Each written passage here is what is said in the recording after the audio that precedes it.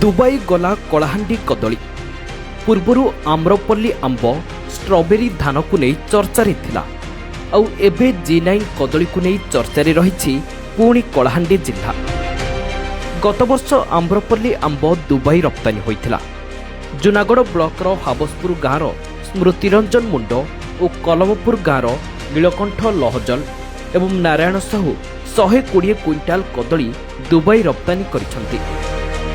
एही कदली को रप्तानी करने Kalampur Trilokeshwar farmers producer company तांकु सहयोग करिथिला।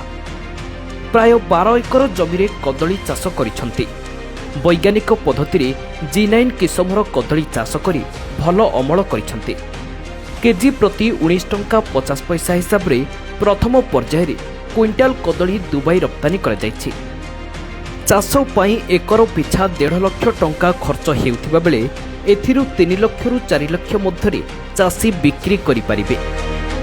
कंपनीर विशेषज्ञ दल चाषी को उन्नत मानर ज्ञानकौशल देवा सहित आवश्यक परिमाण रे खत सार सुलभ मूल्य रे जोगाई दिया जाउथिबा बेले फसल उत्पादन परे राज्य उद्यान निर्देशालय और पालिडियम संस्थार मिलित उद्यम रे बिक्री पई व्यवस्था करा जाउछि। आमे कदली के मुख्य फसल हिसाब रे नैछु आउ सेतिने आमे चाषी मन के कन्विन्स करी करी कदली चाष करूछु जार द्वारा कि सेमानकर इकोनॉमिक स्टैंडर्ड चेंज हेई परबा आउ सेमानकर आर्थिक सब प्रकार सेमानकर चेंज हेई परबा से हिसाब रे आमे नैछु। आमे जेन कदली प्रोडक्शन करूछु सेटा जीरो टॉक्सिसिटी माने विषाक्त नै ना आउ रेसिड्यू फ्री रो कदली जेन आमे चाष करी बाहर करूछु चाषी मन का फील्ड रे सेटा जेहेतु विदेश के जाई पारला भलिया क्वालिटी रे बाहर करूछु।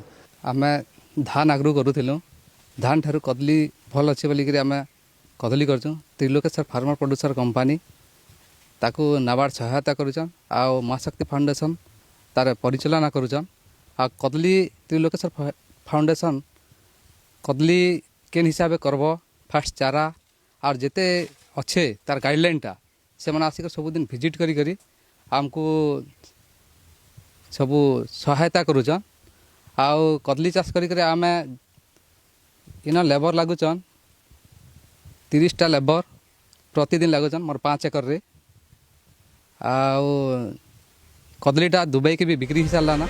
बुंदा जलसेचन माध्यम प्रति 7 मास व्यवधान रे उन्नत कदली उत्पादन करा जाउछि। फल रे पारंपरिक कदली चाष अपेक्षा प्रथम गछरे 5 वर्ष रे प्राय 7टी फसल उत्पादन हेउछि। एहा द्वारा चाषी आर्थिक उन्नति हेबा सहित चाषी माने अधिक संख्यार कदली चाष प्रति आग्रह हेउचंती।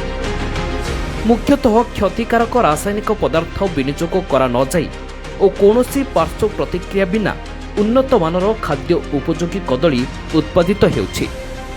एही कदली चाषरे 20 जन श्रमिक नियोजित हेउचंती। चाषी लाभवान हेबा सह श्रमिक माने परिवार प्रतिपोषण करि पारुछंती। कदली बहुत बढ़िया होचे आर एबे पालाडियम संगे हमें कथबार्ता ही करी एबे कदली बिकबार भी व्यवस्था करूचे और बिक्री भी वर्तमान चललाना आर भल भी लाभ होचे। पूर्वरु कलाहांडी जिल्ला रे चाषी माने केवल धान चाष करुथिले। समय परिवर्तन हेबा सह चाषी को चाष पद्धति परिवर्तन हेउछि। पूर्वरु आम्रपल्ली आंब और ड्रागन फल विदेश को रप्तानी हेउथिला। एबे कदली रप्तानी हेउथिबारु चाषी मनरे उत्साह भरिछि। कलाहांडी जिल्लारू लक्ष्मी रंजन बागଙ୍କ रिपोर्ट दिनांक टीवी।